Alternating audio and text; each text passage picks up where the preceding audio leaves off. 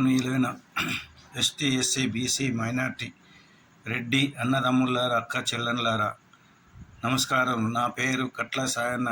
నేను all India BC సేవా సంఘం ఆర్గనైజ్ సెక్రటరీని. మనం 69 నుంచి వెళ్ళి తెలంగాణ కొరకు కొట్లాడినాం. మనం అందరం, మన పిల్లలే చనిపోయినారు, మన వాళ్ళే తనలబడ్డారు, మన వాళ్ళే జైళ్ళ పాలైనారు. కానీ దొంగ దొరల చేతిలో పడి వాళ్లకు రాజ్యాధికారం వచ్చినది.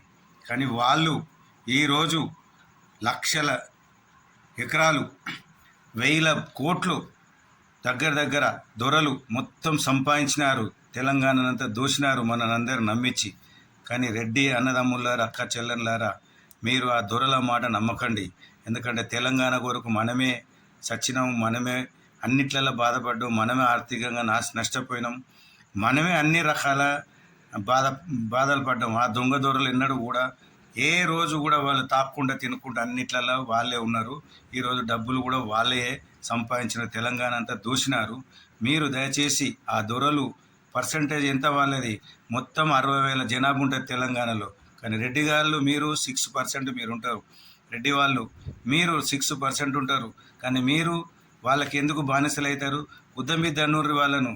ఎందుకంటే మనము ఎస్టీ ఎస్సీ బీసీ మైనార్టీలు అందరం మనం అన్నతమ్ములలో అక్క చెల్లెన్లారా అలాగనే మనం అందరం బతుకుతాం. ఎందుకంటే మీ దగ్గర వ్యవసాయం ఉన్నది, మా దగ్గర అందరి దగ్గర వ్యవసాయాలు ఉన్నాయి, మనం కలిసి వెళ్తాం. వాళ్ళు దొరలు సారనన లేకుండా దొరలనలే. వాడు మంచి బట్టలు వేసుకుంటూ ఓరుడు, ఆర్థికంగా ఓరుడు, రాజకీయంగా ఎదిగనేడు వాడు దొరగాడు. ఆ దొంగ దొరలు నమ్మకుండే ఈరోజు కుళ్ళు కుతంత్రాలతోటి మన అందరినీ రెచ్చగొట్టి కొట్లాటలు పెట్టిస్తాండ్రు.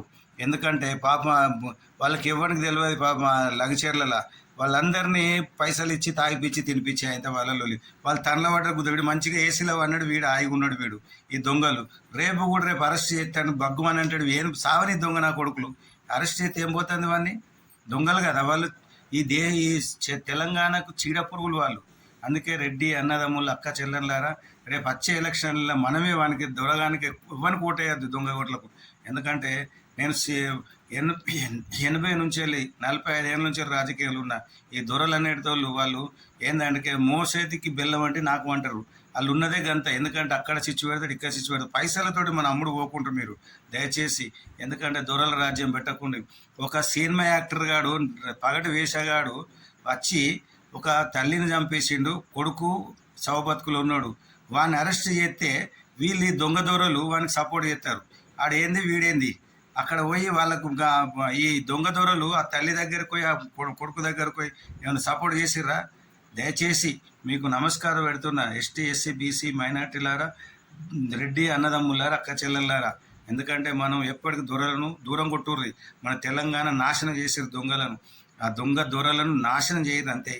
ఎందుకంటే దొంగలకు ఓట్లు వేయకూర్రు. రేపు వార్డు మెంబర్ నుండి ఎంపీ వరకు వాళ్ళకు ఓట్లు వేయద్దు. వాళ్ళని దూరం కొట్టుర్రు అంతే. వాళ్ళ సంగతి ఇప్పటికి కూడా మనకు అన్నీ ఉంటాయంటే వాళ్ళని జైల్లో పెట్టాలి. ఎందుకంటే ఎక్కడి నుంచి వచ్చిన దోరసాని 500 కోట్లు ఉన్నది. వీడు ఫామ్ హౌజులు అంత మొదలు ఎలక్షన్ల ముందు ఏముండే? అందుకొరకే దయచేసి ఆ దొంగ దొరలను మీరు నాశనం చేయర్రి. ఏదన్నా ప్రభుత్వం మీదన్నా ఉన్నది. ఇప్పుడు రెడ్డి ప్రభుత్వం మీరు హాయిగా చేయండి. మీరు హాయిగా రెడ్డిలు అందరు కలిసి ఉండరు. మీరే రెడ్డిలు ఉండరు. మాకేందంటే రెడ్డిలతోటి నష్టం లేదు. కానీ ఏంటంటే దొరలతో నష్టం ఉన్నది. దొరలు రెడ్డిలకు బీసీలకు అందరికీ తాకలాట పెట్టి తనలకు గుద్దలాడు. వాడు ఒక్కడు మంచిగానే ఉంటున్నాడు, హాయిగా ఇంట్లో తింటాడు, తాగుతాడు, సినిమా చూస్తాడు మనది. అందుకొరకే దయచేసి రెడ్డి అన్నదమ్ములారు అక్కడ వెళ్ళారు వాళ్ళ మాట నమ్మకూరు. రెడ్డిలు గారు మీరు దొరగాని మాట నమ్మకూర్రి. వాడు ఉన్నాడే ఒక్కడు మిమ్మల్ని ఎగెత్తుండ అసెంబ్లీలో.